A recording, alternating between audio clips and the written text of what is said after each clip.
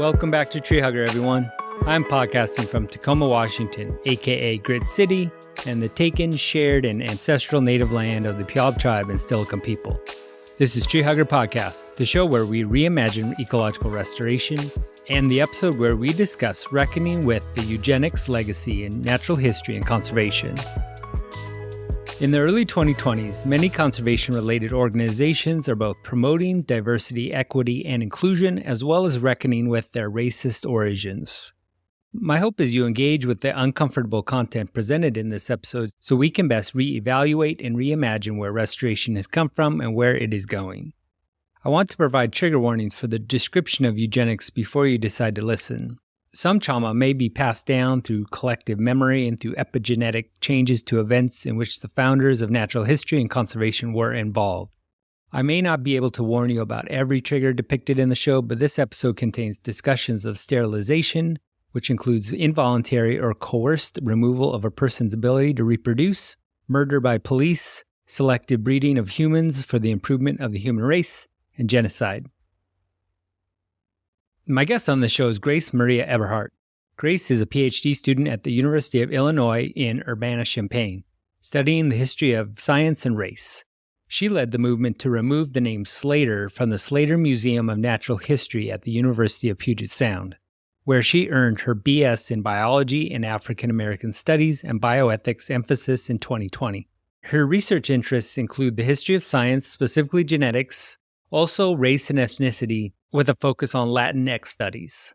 While this episode dives into the very specific topic of the renaming of the Natural History Museum in Tacoma, Grace and I also discuss the rise of eugenics, former University of Puget Sound Professor James Slater's teaching the science of eugenics until 1954, the museum renaming in the context of recent racialized violence in America, broader efforts to rename buildings, statues, etc., and the principles for renaming processes and systems change. For more information, there is a concise list of relevant articles related to eugenics and conservation in the show notes, along with articles and web resources related to the Puget Sound's Natural History Museum renaming. So about 6 weeks ago, I had knee surgery, a little meniscus repair that I'm still recovering from. When I got home, I was laid up on the couch watching shows and messing around on my phone. I scrolled by a social media post from Puget Sound Museum announcing, "We've got a new name!" The post read, "The University of Puget Sound recently made the decision to remove the name James R. Slater from the museum and return it to its original name, Puget Sound Museum of Natural History. This decision has been several years in the making and is an important step in acknowledging the often problematic figures intertwined in natural history museums and ensuring our museum is an inclusive space for all." The post included an invitation to learn more about the name change and Slater's time at UPS. I read the university's official statement of the name change and checked out the History of Eugenics at Puget Sound and Beyond website. Ultimately, I found the names of people involved, which included Grace Eberhardt, who seemed to be the prime mover on the renaming effort. I fired off an email invitation to Grace and left it at that. In moving to Tacoma, my family and I quickly found this museum a couple of miles away from our neighborhood. Miles was like 5 years old or so at the time, and we attended many museum open houses, where UPS students are present to show off what the university describes as one of the Pacific Northwest's significant natural history collections, highlighting 100,000 specimens, focusing on research, education, and engaging the public with museum collections. The website proclaims this is the place where dead things come alive. In frequenting the museum, I often thought about the Slater name, but often discounted it as probably an institution named after another white scientist, which it was. And this podcast reminds me of how we live with the legacy of names on buildings, streets, parks, monuments, and colonial artifacts we see every day. Luckily, Grace replied to my email and was down to record a conversation. In preparing for our meeting, I dug into a couple books on my shelf by Dorceta Taylor and former Tree Hugger guest Laura J. Martin. Both The Rise of the American Conservation Movement and Wild by Design contain sections about eugenics' influence on the early days of the American conservation movement. Honestly, I could go on and on with examples, but here are just a couple 5 pieces of history to grapple with. 1. Scientific taxonomy constructed the myth of race. The idea that we as white, black, red, yellow, or wild as fundamentally different came from the creator of taxonomy himself, Carl Linnaeus. His work on the classification of man forms one of the 18th century roots of modern scientific racism. 2. The term ecology traces to the German naturalist and scientific illustrator and eugenicist Ernst Haeckel, who in 1866 defined ecology as the study of the relationship of organisms with their environment. He is famous for his theory that ontogeny recapitulates phylogeny, asserting that the development of individual organisms follows the same phases of the evolution of larger ancestral groups of related organisms. Haeckel applied these ideas to human races too, ranking them from higher to lower according to how culturally and intellectually advanced he considered them to be. 3. Eugenicists were connected to the creation of nature preservation institutions such as the National Park Service. As late as 1930, more than half the members of the Park Service's Educational Advisory Board were eugenicists. They often articulated a relationship between nature preservation and eugenics. 4. Eugenicists also took a special interest in saving species from extinction, such as the great coast redwood trees. They refer to the trees as, quote, unquote, the fittest of their species, survivors of a master race. I find this ironic because on the West Coast, redwoods are often at the center of assisted migration scenarios. They do not have the adaptive capacity to migrate on their own with the pace of anthropogenic climate change. So at least 11 influential men who founded the Save the Redwoods League subscribed to eugenics principles, and some were widely published, such as Madison Grant, who is a devotee of scientific racism. So lastly, this guy, maybe the last time I mentioned him on the podcast, Madison Grant was the vice president of the Immigration Restriction League and a member of the International Committee of Eugenics. Grant also helped found the American Bison Society. He was likely buddies with, or at least influenced, Teddy Roosevelt, Gifford Pinchot, and Adolf Hitler with his 1916 book, The Passing of the Great Race, in which he argued for the genetic selection of wild animals as well as humans, believing the Nordic race would go extinct because of interbreeding with inferior stock. More and more, I'm convinced we need to acknowledge these problematic figures as well as colonial and racist foundations of natural history, from which modern-day conservation and ecology arose. Why? Another recent influential scholarship from 2022, written by Maria Eberhardt et al., answers that question. They state, natural history's emphasis on pristine nature untouched by humans disregards or appropriates stewardship and knowledge of most of the world's population. This exclusion narrows ecological inquiry, limits the capacity to find solutions to ecological problems, and risks interventions that perpetuate the relation between eugenics, ecological knowledge, and natural systems. If ecology is to become an inclusive, responsive, and resilient discipline, this knowledge gap must be addressed. I think I'll just leave that there so you can hear now from my discussion with Grace Maria Eberhardt. Enjoy the conversation.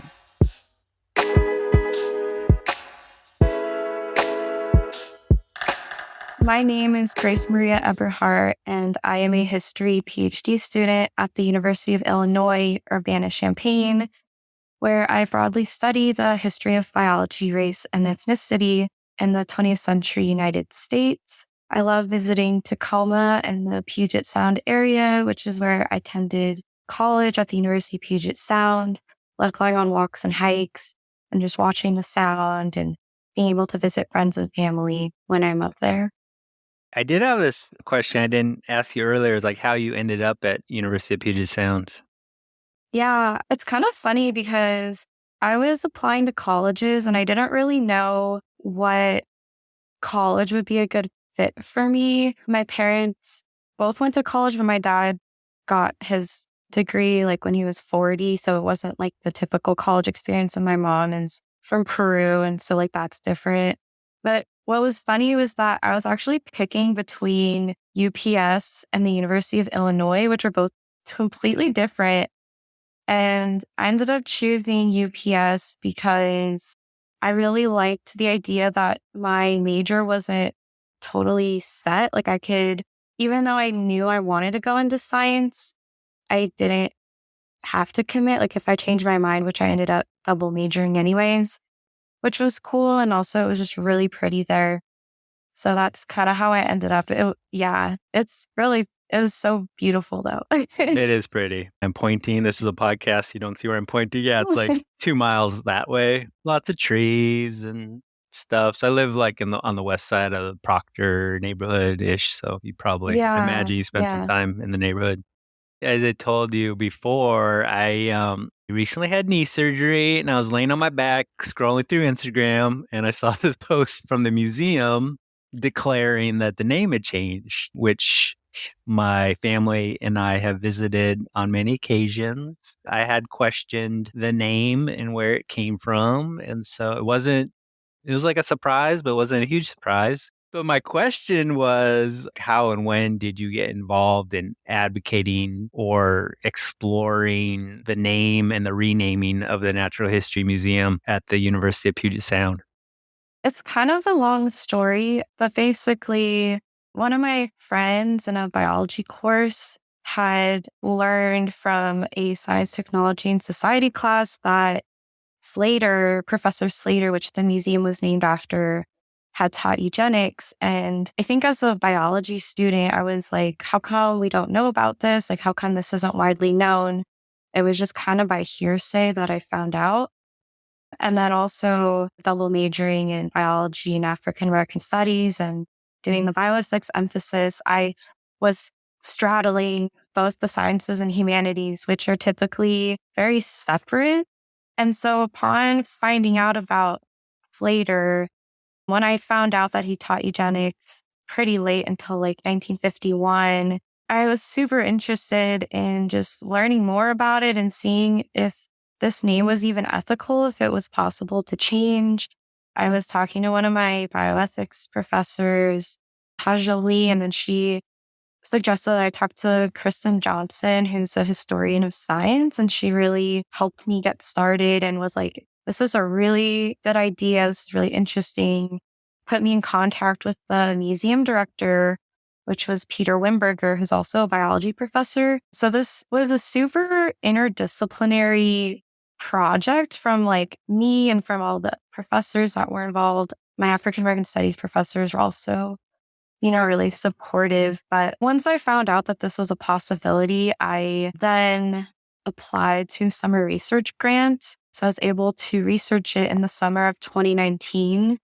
So what I guess started as a question or a concern, especially in the field of biology, which is predominantly white, it was cool to kind of turn that into an action. So like toward the end of the summer, I was talking to Kristen and she was like, I've been talking to Diane Paul, and Diane Paul is a emerita professor of genetics and eugenics. Like she's written work on eugenics, and she was saying that we could do a symposium and she could be the keynote speaker. So we were planning for this symposium that was going to happen.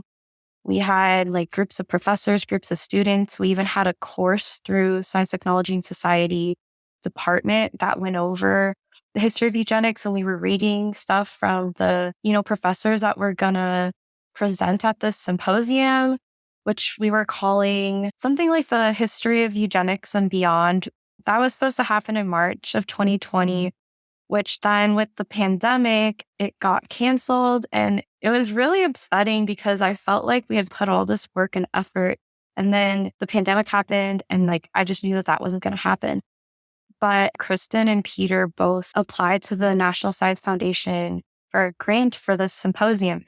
But then they came up with the idea of turning this into a website, which I think ultimately was the better move, because then this website, not only is it permanent, but it reaches more people.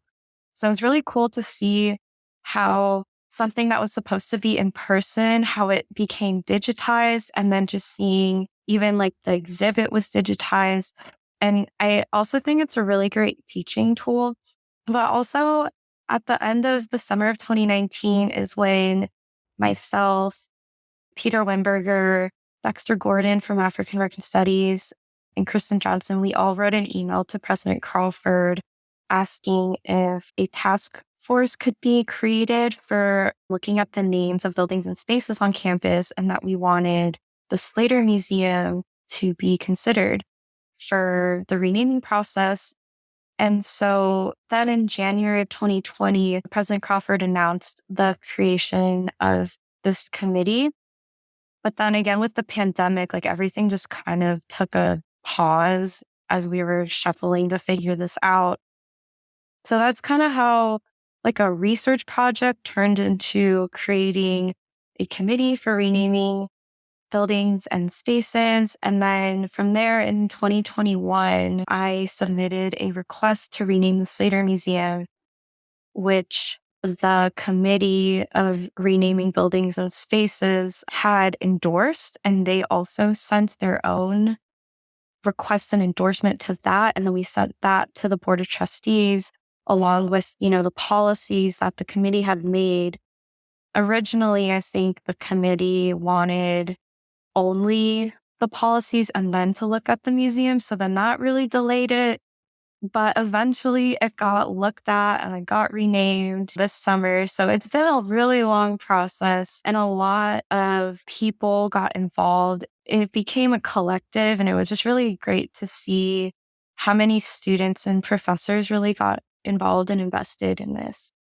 That's a good summary. I appreciate it. Thanks. It's good to know you had support. I can imagine this taking so much longer too, perhaps. And you make it kind of sound easy, not like there weren't any challenges, but like seems like people were very supportive and like applying for grants and, sending sternly worded emails and things like that. You said things slowed down during the pandemic. However, with the murder of George Floyd, I feel like that was a spark plug for what I hope is still an ongoing racial reckoning for everyone and their disciplines and little niches in life. So I can imagine that there was some urgency there as well, which could have counteracted the slowdown due to the pandemic and the slowdown in life. Yeah, I also think we lucked out that there was no money tied to Slater's name. At least nobody responded to, any family members, nothing like that. So I think at the same time, this was maybe an easier case study or an easier building to start with than maybe future buildings. But at the same time, it was hard in that this was the first one. So we had to create all these policies and guidelines and then rename it. So I think that kind of added too. But I do think that in the post-George Floyd era, there was a bit of a push for this to happen. And as we see, Tacoma has already, been renaming their public schools. I think that also is probably in part with the reckoning of racist histories with what happened with George Floyd. Just kind of changed or it created a historical moment. Right. I mean, I don't even know if people recognize eugenics or the legacy it has, or even ever learned about it. Or maybe this could be a reminder about the moment that eugenics had, which was kind of long, but not that long ago. Would you mind if we could briefly describe the rise of eugenics and then its demise? I feel like it fell out of fashion with the scientific establishment. Do you think there's a legacy left on natural history and the ecological sciences? So eugenics was originally coined by British biometrician Francis Galton, which was actually the cousin of Charles Darwin in 1883, which meant good in birth. And then later, eugenics kind of reached the United States in the early 20th century, so early 1900s. Another way that eugenics can be defined is as a scientific and social movement of better breeding or the improvement of the human race through heredity. Indiana was the first state to pass legislation in 1907 for compulsory sterilization laws. And then the second state was actually Washington in 1909. So those were two leaders within the eugenics movement. Then in 1910, the Eugenics Record Office was formed in Cultivating Harbor Laboratory in New York by Harry Laughlin, who was one of the leaders of the eugenics movement in the United States. And he did a lot of work within legislation for the United States and especially immigration exclusion. So I would say that the eugenics movement in the United States was very prevalent in the 20s and the 30s. And the eugenics movement had a really big range on maybe not as extreme parts of eugenics would be marriage counseling. So like, who should I marry to have the best kids, the best offspring? So that would be considered positive eugenics. So eugenics that supports or encourages people of good health to propagate. And then it went as severe as negative eugenics, which is not encouraging people to propagate with quote bad genetics. And a lot of this was forced sterilization, genocide, unfortunately. So it was a really like a science and a social movement with the intent of trying to improve the human race, but it really just turned into scientific racism, scientific ableism, scientific sexism, controlling people's bodies. And then after the Second World War, it was widely denounced as a science. And then we see in the 1950s, a lot of universities stopped teaching it. Also in 1950, UNESCO published this document stating that race was not scientific, but a social movement. So that was also a big staple within like scientific racism and not like public denouncement. But I would say a lot of, scholars are looking at how eugenics has it even ended ever.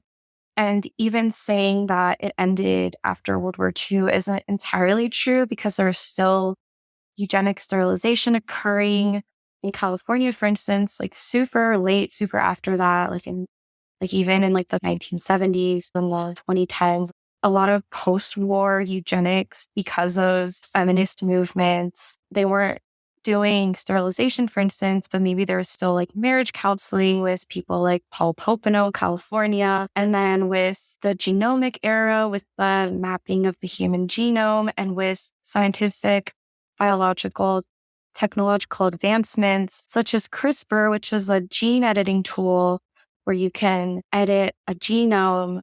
You can do a lot of things like change someone's genome so they don't have a deadly disease, or you can even change it for eye color. That became an anxiety in the mid 2010s of like, are we playing God? Like, this is really dangerous science. Like, a lot of bioethics kind of came to the forefront. Like, people were saying this is a new era of eugenics.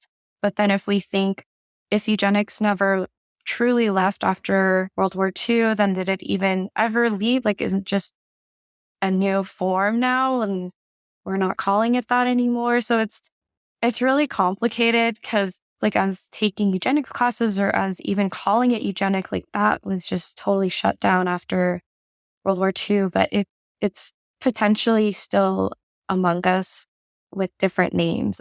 But anytime, you see people trying to improve our genetics or improve the human race with biology, with genetics, that could be seen as a type of eugenics. I don't know if there's really like a firm date of like this stopped. Like 1950s would be when at least publicly people weren't saying they were supporting eugenics. And then in terms of a legacy that eugenics has left on natural history and the ecological sciences, what I think is really interesting that I hadn't really thought of until I started looking more into eugenics as a graduate student is that the thing about eugenicists is that they were all previously other types of biologists. So people like David Starr Jordan, who is a very famous eugenicist that was the president of Stanford University in Palo Alto, California, he was an ichthyologist. So he studied fish and then he became this very famous eugenicist. Even like in Indiana, when I was saying it's the first state that had sterilization laws, it sounds kind of random, but when you think about how Indiana is a state with focus on agriculture, a lot of eugenicists at the time in like the 20s were comparing agriculture and breeding of plants, of crops of livestock to the breeding of humans and comparing the weedings of the fields, weeding out the bad, and comparing that to weeding out unfit people, and kind of using that type of logic to reinstate immigration exclusion.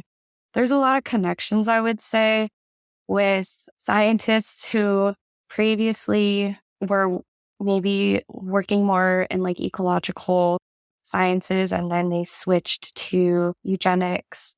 Yeah, I just looked up David Starr Jordan, and the first thing that comes up, the problematic legacy of David Starr Jordan. I feel like everyone's career and legacy is tarnished by some of this, but also like invisibilized at the same time. Like, who was Slater in this example? Like, what does eugenics have to do with Slater and his career and research and his teachings at University of Puget Sound?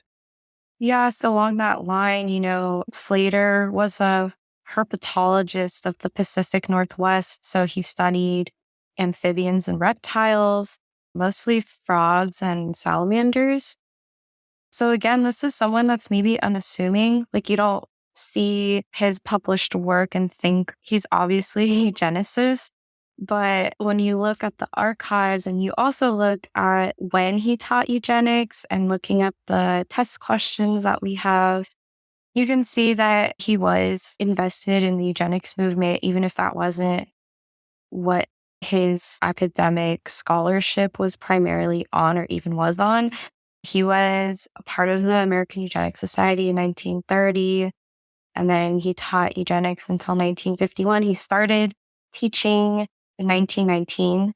I think the greatest evidence that I found with his support in eugenics was his advisee's thesis in support of eugenic sterilization that was written in 1947, which was after Washington State had deemed eugenic sterilization unconstitutional. So that was in 1942 when that happened. In James Legg's thesis, it was pretty apparent that the Tacoma Public Schools did not agree with eugenic sterilization at that time. So it's kind of interesting to see how Slater's advisee was trying to fight in support of eugenic sterilization. And then, if even more compelling evidence of his support in eugenics, there's a newspaper clip from the Trail where he's talking about how criminality is tied to a chromosome. And so if you're a criminal, it is genetic. It is purely genetic, very hereditary. And thoughts on that, which, yeah, it's just like he was a hereditarian, I would say. And it's good that we're reckoning with his history, like we're learning about it. And then it's just all became a huge learning experience with this becoming a larger conversation. I don't know how important this is, but when I was giving my talk in April at the University of Puget Sound, I had this really good question from a biology professor. I was asking about Gordon Alcorn, who, after Slater stopped teaching eugenics in 1951, he continued teaching it until 1953. And it's just, I really hope that someone looks into that, like maybe a UPS student. I haven't done that research myself, but it's just interesting to see that legacy of teaching eugenics was even surpassed Slater. So just interesting to think of that. Yeah, I Google Alcorn, some stuff birds come up. Was he another naturalist? Was he involved in Ducks Unlimited? Probably. For what I remember, what I've learned is for decades, scientists or society was pointing towards, and maybe it is influenced by Origin of the Species, like Charles Darwin, kind of a genius. And Galton sort of co-opted what his cousin had wrote, right? And people were looking for genetic, like a nature or a genetic reason for the way people were, but it just really reaffirmed wealth and privilege and whiteness, really. And it sort of just speaks to me how science was and still is really subjective in so many cases. And just, I see it potentially popping up in the assisted migration debate. Are you familiar with this? I'll tell you. Right now with climate disruption, plants Like trees, often the philosophy is like local is best. So like in order to like restore or reverse some degradation or damage to the environment, we would use locally sourced seeds or seedlings from within the watershed and replant in a site. So with climate disruption now, we're seeing that basically like our climate is not the climate of, 100 years ago. It's rapidly changing. And you probably have heard this, like native plants are like adapted and then have evolved here and whatever. So like a tree, all right, University of Puget Sound, like those big conifers that are there, they're hundreds of years old. And they started in a climate that was like very, different than what it is now.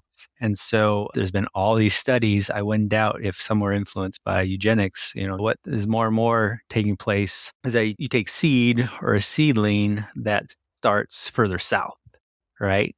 And bring it north, so away from the equator, because like our climate potentially in Puget Sound will more closely reflect the climate that people experience in like the Willamette Valley. So like a Douglas fir from further south does really well in our climate here. And there's this verbiage or justification around like genetics and, not purity, but betterment. Now that I'm speaking with you and familiar with this effort and kind of reacquainting myself with eugenics, I think I'm just seeing it more in the literature. Like I opened up an article the other day and it sort of was carefully disguised under potentially this leftover eugenics language or imprinted eugenic thought. It reminds me of this book by Londa Scheinberg.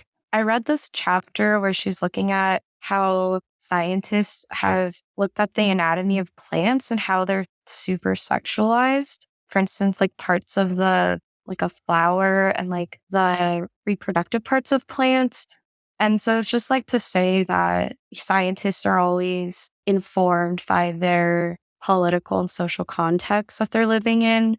Everything is, related back to their experience. So you're kind of right in that, what you're saying of like the subjectivity within science and then why we see these connections even with plants or the land. Right. Yeah. Maria Meridi, they wrote this article about the natural history of race and decolonizing ecology and went to the Wayback Machine. The origin of that term, what came from Ernst Haeckel, was a German naturalist and scientific illustrator coming from the 1800s. Again, another eugenicist. And so ecology, natural history was so embedded within like colonial expeditions and the early scientific racism and studies. And so it's no doubt that it still lives within the common theories that we still think about with like succession and how plants assemble. I don't know if it weighs on you mentally. Obviously, you've done all this research and you know it, I think, better than anyone. And you're like, ta-da! I've just told you all, I've just done all this research and just showed you all this evidence. And people are like, yeah, whatever. They're like, yep, you're right. But, things are different now. But it's like a system we all live in and we can make individual choices to divorce ourselves from this sort of thinking, but it still exists within these like larger systems, within the institution as like a name on a building or embedded within some theory of, ecology or whatnot. So I say conspiracy, that's like probably just more dramatic than it needs to be. I bet some people are confronted with this news. So I feel like some people would just rack this up to like some sort of like wokeness at the university or whatever and like be like, everyone was racist back then. Like it was normalized, but how do we contextualize this history today? Yeah, it's interesting that you bring that up because I haven't really looked at the comments myself, but I've had a lot of friends tell me, seeing comments on the Seattle Times article or just like Facebook comments from the King 5 news story that they posted on Facebook. And I think a lot of people maybe think that I did this, like you said, maybe like out of wokeness or that I didn't put a lot of effort in, which isn't true, or these ideas that this is historical erasure and that this wasn't thoughtfully done, which again isn't true. These have a whole website that's super informative and like there was a huge learning process with the Puget Sound community.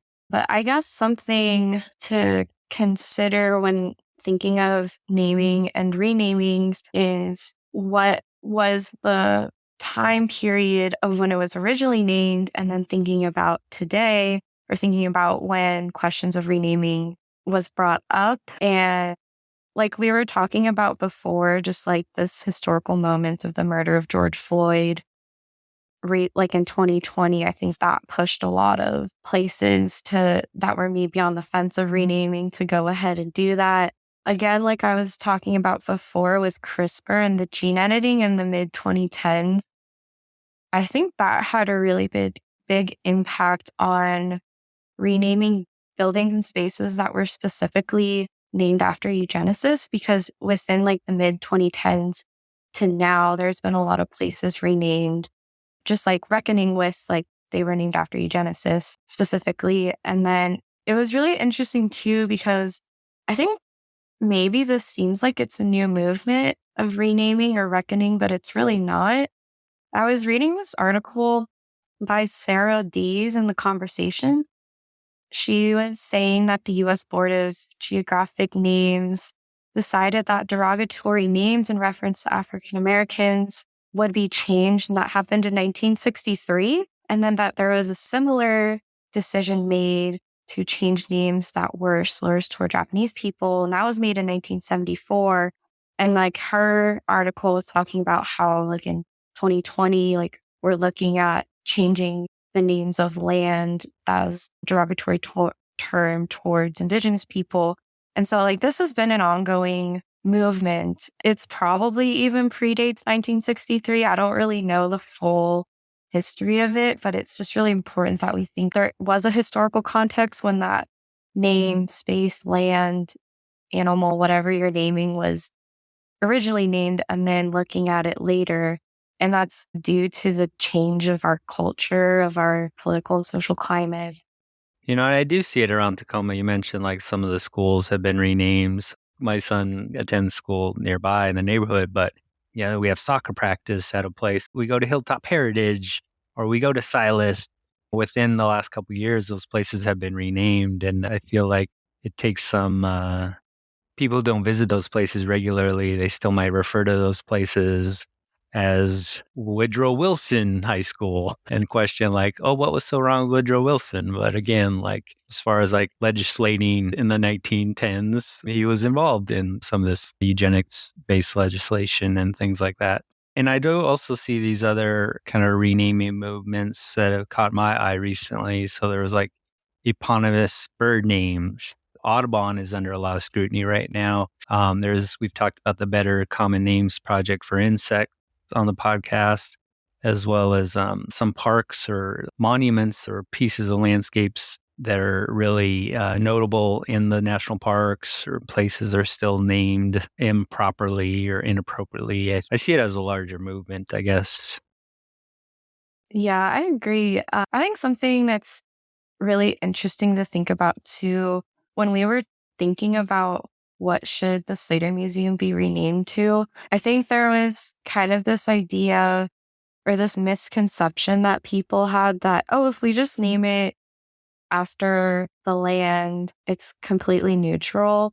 It's then reverted to its original name, which is named after the Puget Sound, but there is still a history to Puget. And it made me think about how it's really important to think about land and animals and just non-human life as still not being neutral, and that, you know, like this land has been colonized. Even science itself is a colonized practice and an erasure of indigenous knowledge that it's been completely erased, and because of science, and science is seen as this like objective truth, which isn't necessarily the case. I was just thinking of Kat Anderson's book, Tending the Wild. I don't know, it seems like something you'd like. And also Tracy Boyle's Wastelanding. Noted. I will always take book recommendations. I love it. I'm writing them down right now. Yeah, Yeah. let me know. Do you want me to repeat them again, or you got it? No, we got it recorded. Okay, cool. Something that was really interesting specifically with Tracy Boyle's Wastelanding, which I think really connects to the national park renaming is she was looking at how like federal biologists name land in a way that portrays violence and just like sexuality. And that made me think of, for instance, like the Grand Tetons National Park, which I think is a really obvious example, but I think we could think of other ones too. And just how you can exploit the land or racialize the land or put violence on the land in the same ways you can do that to people, in the same ways you can do that to plants and animals. So it's definitely very complicated. It's all like interconnected. Mm. Now that you mention it, see, it's a conspiracy. Puget's name is all over the place. Yeah. And Mhm. for those of you who don't know, Peter Puget, I believe, I kind of don't even want to talk about him because, yeah, he was like a buddy or like a rugby friend or I don't know, like a lover of George Vancouver or something. I don't even know. Like his name is all over the place, like Puget Park, Puget Sound, Puget Mills. I don't know if he rode along or was just a good friend of George Vancouver who led one of the earlier expeditions of discovery into the Puget Sound for the British Crown. So yeah, again, and so one of those geographic renamings was the Salish Sea, right? But we still refer to Puget Sound as like the southern extent, I guess, of the Salish Sea. So my friend and I, Brandon Drucker, we did a webinar a few months ago and we were talking about restoration of steep slopes and park names locally here. And Mhm. like Mason Gulch. It's like, who was Mason? Mason was like a real estate agent back in the day. Do you remember in Proctor, out in front of the library, there's like a bronze statue of like a businessman in a top hat? That's Yeah. Mason. That's like Oh, Alan C. Mason. Statues, even building names, park names. Schuster. Do you know that Schuster Parkway, Schuster Park? yeah. Yeah, Yeah. Schuster. He was like a public works administrator or head of public works back in the 1960s. Why do we have this legacy of these names? What do they mean? Stevens, I live on Stevens Street. Like, who's Stevens? Too, at my workplace, as we acquire parkland, which is native land, we put a name on it. And so we can track it and such. And so a park name may be something, but we actually distinguish between places within a park too. One of those places could have had my name on it for whatever reason. It was just so silly. It was so arbitrary. So a lot of these places they were occupied by the military. The commissary used to be there. So we named it the commissary. If I could go back in time, I Mhm. would do it differently. And so we decided to start putting Lashutsi names on things and start consulting with the Duwamish tribe about appropriate naming for places that were maybe more historically relevant to the first peoples here. We name a lot of things. We name Yeah. just everything. Mhm. So sorry, that was a rant. So University of Puget Sound adopted some guiding principles for renaming buildings and spaces. And those principles were like trust, openness, inclusive engagement, healing and repair, and proactive leadership. Those seem really good principles, but I was wondering if you could reflect on those and if you thought there were any other better practices for participation in renaming things Yeah. or a process for systems change like that. Yeah. I do really like those guiding principles. I guess my one critique would be I think we could do a better job of actually performing the openness part. I think there was a lot of like, no one really knew what was going to happen. There was no idea if the name was going to be changed or not. And something that was kind of surprising to me, it's kind of like, don't reinvent the wheel. Like it's good to look at what other institutions are doing when they're looking at their renaming processes. And for instance, the University of College London, they have their policies very public. Like anybody should open it and see it. And even Western Washington University recently changed the name of a building for their environmental sciences. And that's also been super open. Like I've been able to look at stuff and I'm not even part of that community. It would be really cool to see the University of Puget Sound making their policies and decisions a little more public than they have been.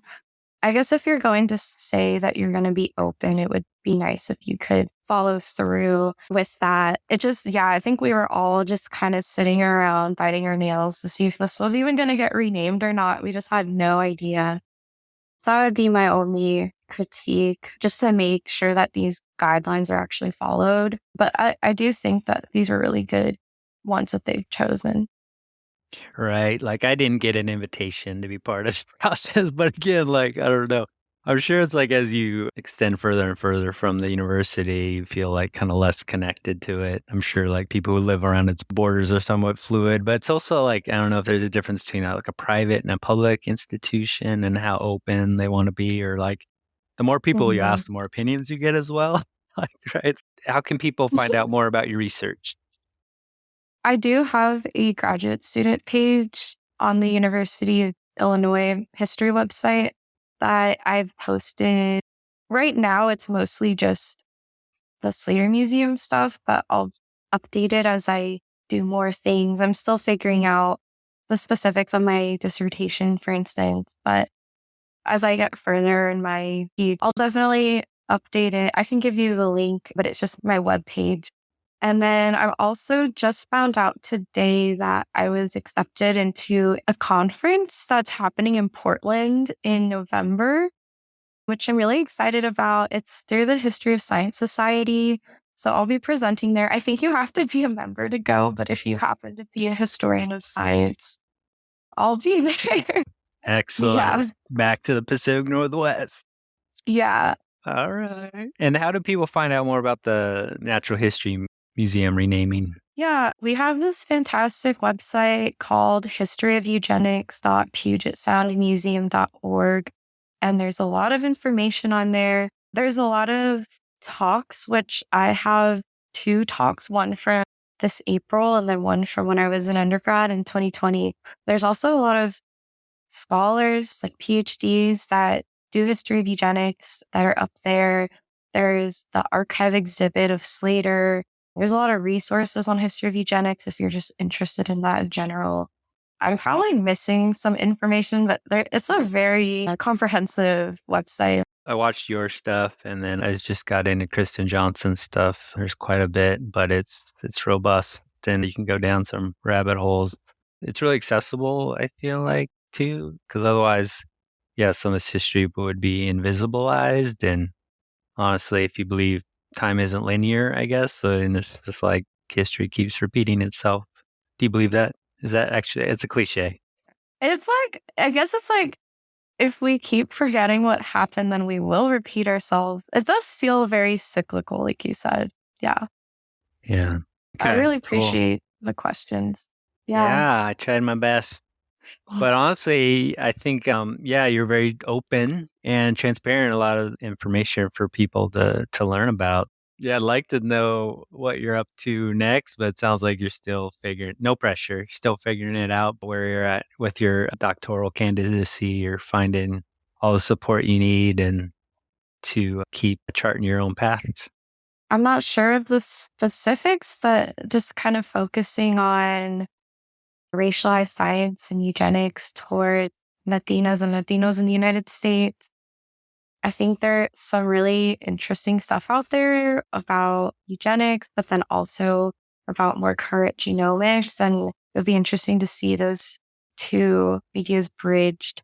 But also, I still have to figure it out and figure out my sources and whatnot. But I have looked into the 1924 Immigration Act and how people racialize Latinos, or how they're not really easily categorized through historical, biological race categories.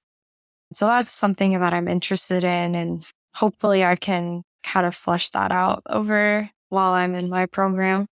All right, look forward to seeing what you come up with.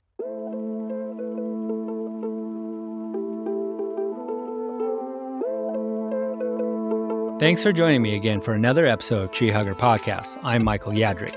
Please check the show description for more information about Grace Maria Eberhardt, or you can find out more at the archive of this episode, which lives online at treehuggerpod.com. I'd love to hear what you think about this topic. Let me know. Tree Hugger Podcast is on social media at TreeHuggerPod, so feel free to ping me there or treehuggerpod@gmail.com. It takes a community to keep the podcast going. I'm totally independent, and you can donate to help cover the small overhead costs for the show. At M. Yadrick via PayPal and Venmo, and Cash App, I'm Michael Yadrick Jr. Subscribe, rate, and review the show, please, on whichever podcast platform you enjoy listening to. It really helps people find the show. And please tell your friends about the show. Thanks for hanging out. See you in the woods.